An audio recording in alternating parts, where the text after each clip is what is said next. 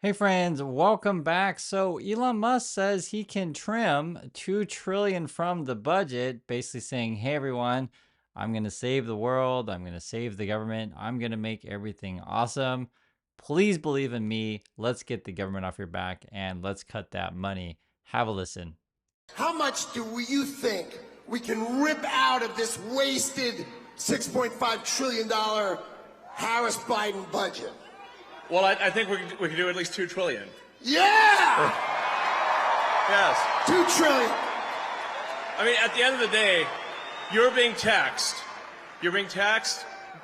All government spending is taxation.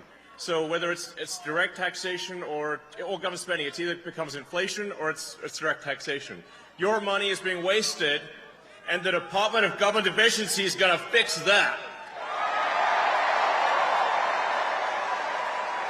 We're going to get the government off your back and out of your pocketbook.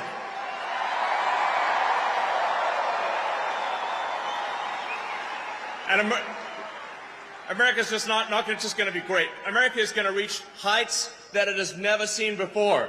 The future is going to be amazing. So the $2 trillion number that he's throwing around isn't by mistake. I think Musk is looking at the same numbers I am. Essentially, the government spends about 6.1 trillion.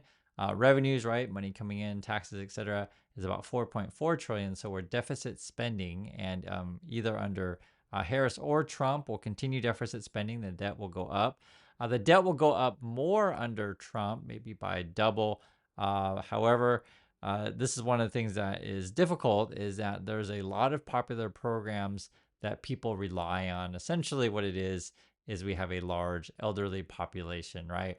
And that population is going to continue to get larger as people age and live longer, and we have less workers. And this is not just a problem of the USA. It's actually a problem of several countries around the world. It has to do with birth rates, and just sort of, after World War II, you had the baby boomers, and essentially they had less kids, and it just keeps kind of going that way. The issue I pose to you, though, is like, okay, if you want to make those 2 trillion cuts, where's it going to come from? Are you going to cut veterans benefits? Are you going to cut Social Security? You're going to cut Medicare, right? People depend on these kind of things. Let's say you want to just make sure you keep that kind of stuff, and you say, okay, I'm just gonna keep Social Security, keep Medicare, keep Medicaid, and you know what? I'll keep some national defense because we want to make sure we are not defenseless, secure border, that kind of stuff. But then you're going to cut basically everything else. Cut Department of Justice. You're going to cut the FDA. You're going to cut the Environmental Protection Agency. You're going to cut disaster relief assistance. Essentially, if there's any sort of thing that where it's designed to protect you. So I give example, McDonald's and E. coli, no FDA, no protection for you. A flood comes to your house, right?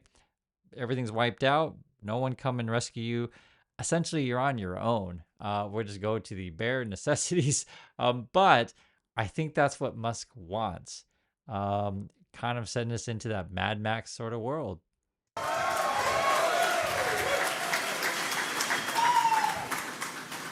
In movies, you sometimes see the hero or heroine hiding behind the car door while being shot with bullets. That doesn't actually work unless you're driving a Cybertruck. So if Al Capone showed up with a Tommy gun and emptied the entire magazine into the car door, you would still be alive. So, and so people say, like, well, why'd you make it bulletproof? I'm like, why not? Do you want to, how tough is your truck? Because the other trucks, the bullets go through both sides. So you shoot a bullet, goes through both sides of the car. You just never know. I mean, sometimes you get these, like, late civilization vibes. You never know when the apocalypse could come along at any moment. And here at Tesla, we have the finest in apocalypse technology. And remember, the same people that are promising you all of these great budget cuts that are going to cut everything so you can be free are also trying to sell you gold watches for $100,000 a piece. Or they're trying to sell you, crypto coins, which is a real thing. And I keep mentioning this because It should be a scandal, but it's not because I guess we're just so used to it by now. Or you have this, guys, if you're following social media the last couple of days or I guess weeks or so, there's these people saying, hey, I got a great way that you can get rich. What you do is you deposit a fraudulent check into the bank and then you pull out a bunch of money in the ATM and voila, you've got infinite money glitch. Woohoo! Turns out those people are getting sued by JP Morgan. Guys, if someone's promising you these crazy grand solutions, these crazy ways to get rich and you're going to be awesome, don't necessarily believe it and don't necessarily take their word for it. Tesla Motors was recently awarded $465 million in a loan from the federal government, and I believe SpaceX seeks money from the federal government as well. Doesn't this contradict your libertarian views? And no, I don't think it does contradict those views because we're just living in very unusual times. We're living in times where capital availability is extremely difficult, and even the private markets are somewhat weak right now. I mean, this is the worst financial period since the Great Depression. So I think special times call for special circumstances, and I think in this time, particularly when you're dealing with something that requires an enormous amount of capital to get done, which is to build a car company, I think it does make sense to accept a loan from the Department of Energy. But guys, I actually do agree we could make cuts to the budget. How about starting with Musk companies first? So Tesla and SpaceX have lots of federal contracts adding up to over 15 billion. Then you have all the subsidies supporting electric vehicles, be it the infrastructure or the tax credits. Why not cut that stuff? That could certainly save some things in the budget. I was expecting a lot of stuff, but I wasn't expecting this. The taxi is to die for. The amazing amount of technology that we've seen here today is stunning. No steering wheels, no brake or accelerator pedal, no side mirrors, no mirrors, period. Everything here is saying Tesla is going to clobber the marketplace. And this, I can't bring myself to tell you how excited I am at looking at this. For anybody that's out there that knows about design in the 30s, this is so Art Deco, it ain't even funny. I love this. I love it. Look at this thing. This thing holds 14 people. It rises. I don't need to see it move. I can tell you what it's going to do. It's going to lift up because it's got an air suspension system after you get in. When you stop, it's going to come back down, and when it comes back down, it'll be easy exit. My guess is one side's got steps, and the other side will have a ramp for handicaps. This is spectacular. So at the end of the day, this was a great trip. Thank you, Tesla, Elon Musk, all the guys here, all the great guys that. So this is what Musk's plan is. Essentially, he pays off a bunch of people to tell you how awesome he is, right? How smart he is, these kind of things. And then with that kind of positive, I guess, influencers or influencer army, he then can unleash his products onto you without any sort of safety or government regulation. So get those robots in your home, get those taxis on the road. Who cares how many people get killed with his technology as long as he's making money and pumping up the price of Tesla to a 30 trillion valuation. That's Musk's end goal. So Trump's plan is essentially in line with Musk's plan. Cut as much from the government as you possibly can, cut as much taxes as you possibly can, right? Benefit the people at the top, and then introduce a whole bunch of tariffs, which will punish people at the bottom. People ask, say, Chris, why don't you talk about Harris's plan that much? Actually, I do mention it, but to be perfectly frank, a lot of people don't care. They just want to hear the big promises about the 2 trillion and cuts, these kind of things.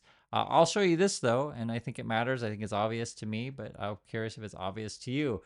23 Nobel Prize winning economists, right? We're talking about Trump's plan. They'll say it's higher prices, larger deficits, and they endorse Harris. Now, I understand for people who love Trump and Musk, say, oh, well, that's just a bunch of stupid Nobel Prize winning economists, people who study the economy all day. They don't know anything. They're just Nobel Prize winning people. Bleh. And I just don't know what to say other than take it or leave it. If he loses, man, what? Dude, if he loses, I'm It does seem that way. You can't just be like, yo, yeah, I'm like, how long do you think my prison sentence is going to be? Do you think, will I see my children? I don't know. because it's not like you can say, well, yeah, I maxed out to him, but you I have no plausible deniability. And I also want to bring up the markets. The question is, are we in for a lost decade, meaning that stocks have run up so much, they can't run up anymore? Well, let me show you a couple of metrics. This is where we are in terms of valuation. You can compare 1924, so that's the bars on the left, the green, and today, 2024, which is the bars in the orange.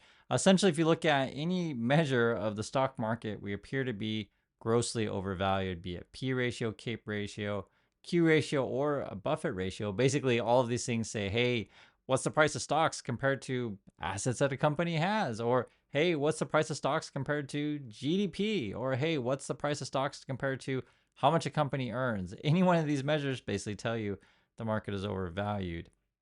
And then this brings us to the lottery, right? Musk Lottery is now being sued. That's the $1 million one saying, hey, sign my petition. I will make you rich. Eventually what we're going on here. But it's a bit of a Hunger Games lottery thing. It literally is a lottery.